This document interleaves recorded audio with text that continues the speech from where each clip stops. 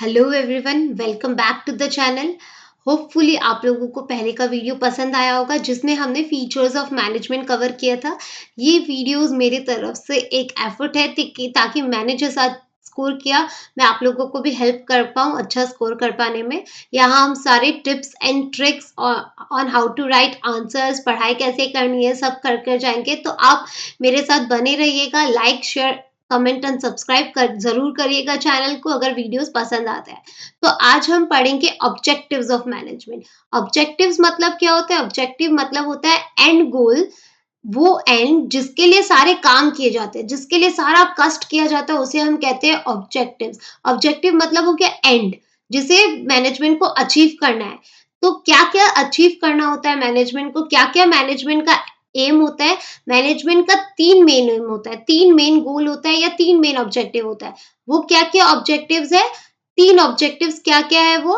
तीन ऑब्जेक्टिव्स है organisational, social and personal. क्या क्या है? Organisational, social and personal. Organisational में क्या क्या आता है? ऑर्गेनाइजेशनल मतलब होता है इकोनॉमिक ऑब्जेक्टिव, जो पैसे से रिलेटेड होता है।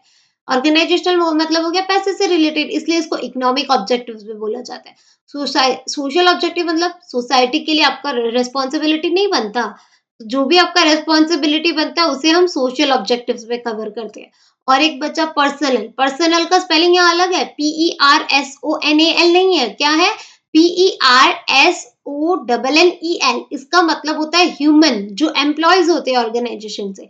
तो उसके लिए भी ऑर्गेनाइजेशन का कोई ऑब्जेक्टिव बनता है, तो उसे हम कहते हैं पर्सनल ऑब्जेक्टिव। तो अब स्टार्ट करते हैं ऑर्गेनाइजेशनल ऑब्जेक्टिव। तो ऑर्गेनाइजेशनल ऑब्जेक्टिव जैसे कि हमने पढ़ा, कौन सा ऑब्जेक्टिव होता है? पैसे से रिलेटेड ऑब्जेक्टिव। तो पैसे से रिलेटेड ऑब्जेक्टिव्स क्या क्या हो सकते हैं एक ऑर्गेनाइजेशन के? Number one, survival. जब भी कोई एक नया ऑर्गेनाइजेशन या नया फर्म, नया बिजनेस आएगा, तो वो क्या सोचेगा कि आज से मैं 200% प्रॉफिट कमाऊं? नहीं, वो क्या सोचेगा, पहले मुझे सब पसंद तो कर ले, पहले मैं टिक तो जाऊं मार्केट में, पहले मेरा प्रोडक्ट सबको पसंद तो आने लग जाए, उसके बाद मैं कुछ प्रॉफिट कमाने का सोचूंगा। तो पहले ये जो स्टेप आता है ना, उसे हम कहते हैं सर्वाइवल। पहले टिक तो जाए, पहले लोग पसंद तो कर ले, पहले लोग एक्सेप्ट तो कर ले, उसके बाद सोचूंगा प्रॉफिट कैसे कमाना है। तो उसी को क्या कहते हैं हम? सर्वाइवल। इसमें क्या आप ट्राई करते हो? इसमें बिजनेस क्या करता है, जितना खर्चा लगा उतने में ही सामान बेच देता है, क्योंकि खर्चा तो निकालना पड़ेगा, लैंड का, लेबर का, मशीन का, सारा खर्चा तो निकालना पड़ेगा। तो क्या करता है बिजनेस? बस खर्चा निकालने का सोचता है। खर्चा निकल जाए उतना बहुत है, पर लोग क्या कर ले, एक्सेप्ट कर ले। एक बार एक्सेप्ट हो गई तो आगे प्रॉफिट और ग्रोथ में कोई प्रॉब्लम नहीं आएगा। तो पहला होता है सर्वाइवल। इसलिए मैंने इसमें एग्जाम्पल दिया है जियो का। जियो ने क्या किया था? जियो जब आ रहा था तो इतने उसके सारे कॉम्पिटिटर्स थे, बहुत सारा सिम्स था, मोबाइल सब्सक्रिप्शन बहुत सारे सिम का था। तो अब जियो क्या करेगा, कैसे कोप अप करेगा? जियो ने क्या किया, एक स्ट्रेटेजी लाया कि सब कुछ फ्री में दे दो, अनलिमिटेड कॉल्स दे दो, अनलिमिटेड मैसेज दे दो, अनलिमिटेड इंटरनेट दे दो। तो वो उसने ये दिया, तो उसके बाद लोग तो जियो में स्विच कर गए, क्योंकि सबको अनलिमिटेड सब कुछ मिल रहा है, तो क्यों जियो में नहीं जाएंगे? तो जियो ने क्या किया, उस कॉम्पिटिटिव एनवायरनमेंट को सरवाइव कर लिया। अब जैसे ही सरवाइव कर लिया, जैसे ही लोगों ने जियो खरीद लिया, क्योंकि बहुत सारे लोग जियो में स्विच कर गए थे, आधा से ज्यादा पॉपुलेशन मान लो, तो बाकी का डर कम गया जियो को। तो अब जियो धीरे धीरे कितना दिन सर्वाइवल में रहेगा, कितना दिन बस फ्री में देगा। तो जियो ने धीरे धीरे क्या किया, पैक रख दिया, 100 रुपीज, 200 रुपीज, धीरे धीरे क्या कर दिया, पैसा प्रॉफिट चार्ज करने लग गया। तो उससे क्या करने लग गया, वो प्रॉफिट कमाने लग गया। तो एक बार सरवाइव तो कर लिया, सरवाइव करने के बाद उसने धीरे धीरे क्या किया, प्रॉफिट पे ध्यान दिया, क्योंकि अब कितने दिन ऐसे चल सकता है।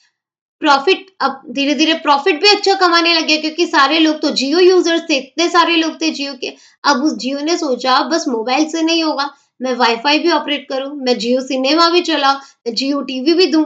तो अब उसने अपने आप को डाइवर्स कर लिया, उसने अपने आप को ग्रो कर लिया। पहले एक चीज देता था, अब चार चीज देने लग गया, क्योंकि उसका प्रॉफिट अच्छा होने लग गया। उसी को हम कहते हैं ग्रोथ। तो इसलिए मैंने एग्जाम्पल दिया है जियो, जिससे आपको इजीली समझ में आ गया होगा कि सर्वाइवल, प्रॉफिट और ग्रोथ क्या होता है। तो इसलिए सर्वाइवल में लिखा है the most basic aim of any organisation is to survive first. पहले सर्वाइव करना जरूरी है। एक बार सर्वाइव कर लिया, सब लोगों ने एक्सेप्ट कर लिया, तो क्या होगा, management does things to cover up its, पहले कॉस्ट कवर करना है ताकि वो कॉम्पिटिटिव एज को सर्वाइव कर ले, मार्केट में टिक जाए। Next, if the organisation is accepted then it will have to think for its profit, कितने दिन ऐसे चलेगा, क्योंकि profit is the life blood without which no organisation can proceed in the long run. इसीलिए long run में चलने के लिए क्या चाहिए, प्रॉफिट चाहिए। Next, growth.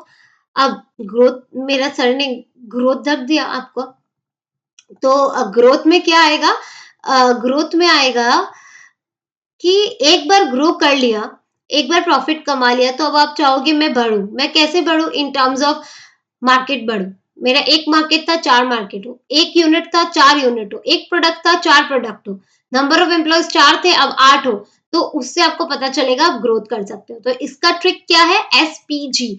और ऑर्गेनाइजेशनल, सोशल और पर्सनल का क्या ट्रिक था, और सो जाओ पैरी, और फॉर ऑर्गेनाइजेशनल सो जाओ, सो फॉर सोशल, और पैरी, परी नहीं, पैरी, पैरी एक कोई सा नाम हो गया पैरी, तो पीईआर, पैरी मतलब पर्सनल। आपको हंसी जरूर आ सकती है पर वो चीज याद भी रह जाएगा। तो ये है हमारे organisational objective, survival, profit and growth, जिसको आप किस एग्जाम्पल से याद रख सकते हो, जियो के एग्जाम्पल से।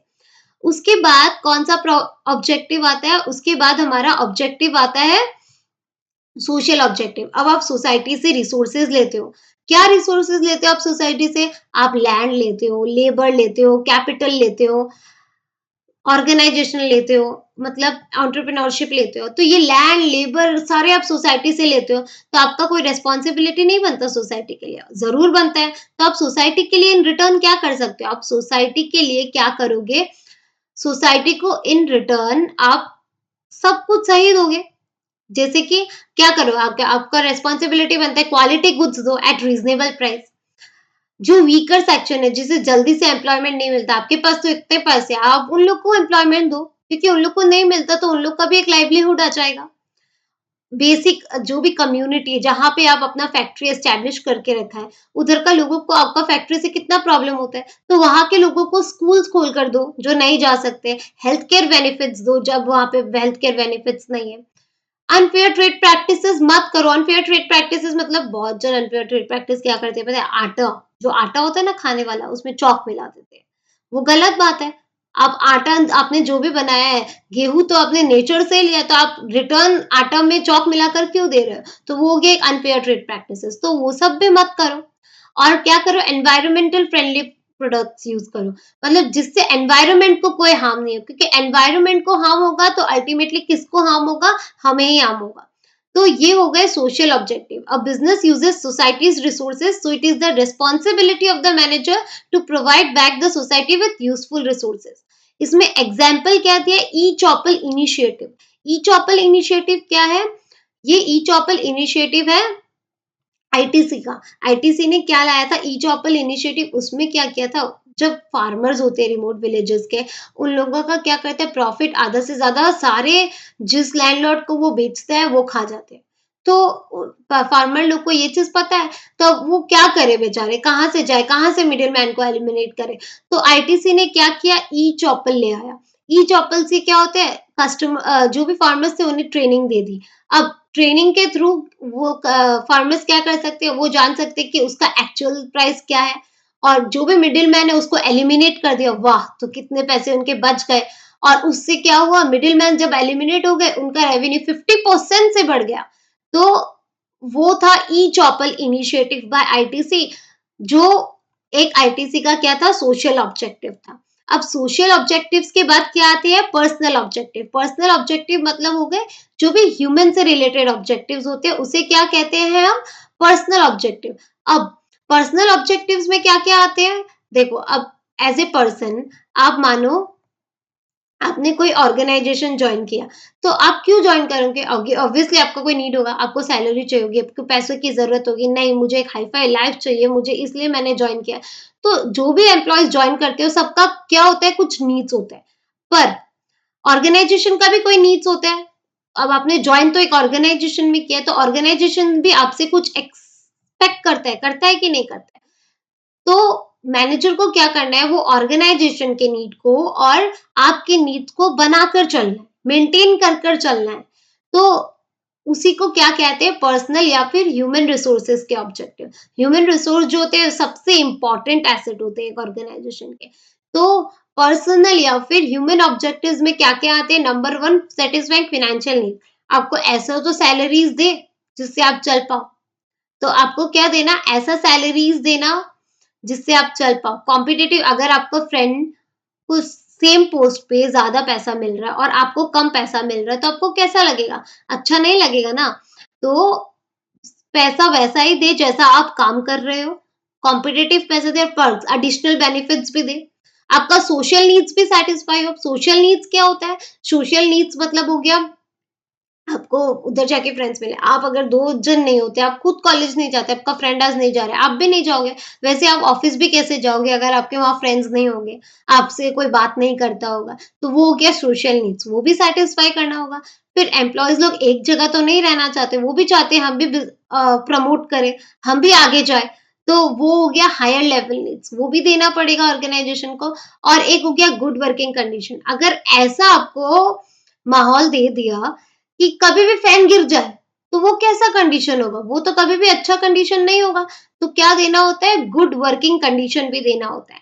मतलब ऐसा माहौल जिसमें वर्किंग कंडीशन अच्छा हो। तो इसे ही कहते हैं पर्सनल ऑब्जेक्टिव। तो satisfying financial needs, social needs, higher level needs and providing good working conditions. अब इससे रिलेटेड ईयर के क्वेश्चंस क्या आए हुए हैं प्रीवियस ईयर्स के, तो इसमें ज्यादा कोई खास क्वेश्चंस तो नहीं आए हैं। जैसे कि right one important objective of management, तो इंपॉर्टेंट ऑब्जेक्टिव ऑफ मैनेजमेंट आप सब जाओगे। इंपॉर्टेंट ऑब्जेक्टिव में क्या आ सकता है, इंपॉर्टेंट ऑब्जेक्टिव में कोई सा भी एक ऑब्जेक्टिव लिख लो। ऑर्गेनाइजेशनल ऑब्जेक्टिव, ऑर्गेनाइजेशनल में क्या क्या ऑब्जेक्टिव्स हो सकते हैं, सर्वाइवल, प्रॉफिट और ग्रोथ के ऑब्जेक्टिव। फिर क्या आ सकता है, या फिर पर्सनल लिख दो या सोशल लिख दो। और क्या क्वेश्चन पूछा गया है, what are the, explain the objectives of management. Objectives आपको एक्सप्लेन करने दिया है 3 मार्क के लिए, 5 मार्क के लिए। अब आप कैसे लिखोगे, तो आप तीनों ऑब्जेक्टिव लिख दो, ऑर्गेनाइजेशनल, सोशल और पर्सनल। पर आप साथ साथ क्या लिख कर आओ, ये भी लिख कर आओ कि ऑर्गेनाइजेशनल क्या होता है, उसमें तीन ऑब्जेक्टिव, सर्वाइवल, प्रॉफिट और ग्रोथ। एक एक लाइन लिख दो सबका। और वैसे सोशल ऑब्जेक्टिव में क्या होता है, एक दो पॉइंट लिख दो, providing good quality goods at fair prices, या फिर एम्प्लॉयज लोग को खोल के देना, स्कूल्स एंड कॉलेजेस वगैरह। और एक आप क्या लिख सकते हो, और एक हो गया ह्यूमन और पर्सनल ऑब्जेक्टिव, उन लोग का फाइनेंशियल नीड सेटिस्फाई करना, पर हाई लेवल नीड सेटिस्फाई करना, उसे हम कहेंगे वो। तो हम लोगों ने क्या पढ़ा, ऑब्जेक्टिव्स ऑफ मैनेजमेंट। तो ऑब्जेक्टिव्स ऑफ मैनेजमेंट कितने होते हैं, और सो जाओ, ऑर्गेनाइजेशनल, सोशल, पर्सनल। अब ऑर्गेनाइजेशनल मतलब हो गए पैसे से रिलेटेड, और सोशल मतलब सोसाइटी से रिलेटेड, और पर्सनल मतलब ह्यूमन से रिलेटेड। अब ऑर्गेनाइजेशनल के अंदर अगेन 3 आते हैं, survival, profit and growth, SPG, GO. ठीक है। नेक्स्ट आता है सोशल ऑब्जेक्टिव। सोशल ऑब्जेक्टिव के अंदर providing good quality products at fair prices. Number 2 और क्या हो सकते हैं, एम्प्लॉयमेंट अपॉर्चुनिटी जनरेट कर दो वीकर सेक्शन को। फिर अनफेयर ट्रेड प्रैक्टिसेस मत करो, environmental friendly methods of production दो। और लास्ट क्या आता है, ह्यूमन या फिर पर्सनल ऑब्जेक्टिव। उसमें क्या आता है, उन लोग का पहले बेसिक नीड सेटिस्फाई करो, अच्छा सैलरी दो, अच्छा एडिशनल बेनिफिट्स दो। और अगर बेसिक नीड्स सेटिस्फाई हो गए, तो उसके बाद हायर लेवल नीड सेटिस्फाई करो, सोशल नीड्स सेटिस्फाई करो। सोशल नीड्स क्या होंगे, सोशल नीड्स फ्रेंड्स का नीड। फिर हायर लेवल नीड्स की ऑल राउंड वो डेवलप कर पाए। और गुड वर्किंग कंडीशन, ऐसा वर्किंग कंडीशन नहीं कि कभी भी फैन आकर गिर जाए, तो गुड वर्किंग कंडीशंस दो। और इससे रिलेटेड क्वेश्चंस क्या आया है, what are the objectives and write one objective. तो अगर आपको समझ में आ गया ऑब्जेक्टिव, तो बिना देखे आप लिख कर जाओ क्या क्या ऑब्जेक्टिव्स आपको याद है। कमेंट आप करके जाओ 3 ऑब्जेक्टिव आपने क्या क्या पढ़ा, और उस 3 के अंदर क्या क्या पढ़ा। शर्माओ मत, जितना आता है करके जाओ। ये हो गया आपका एक रिवीजन का तरीका, याद करने का तरीका। तो थैंक यू।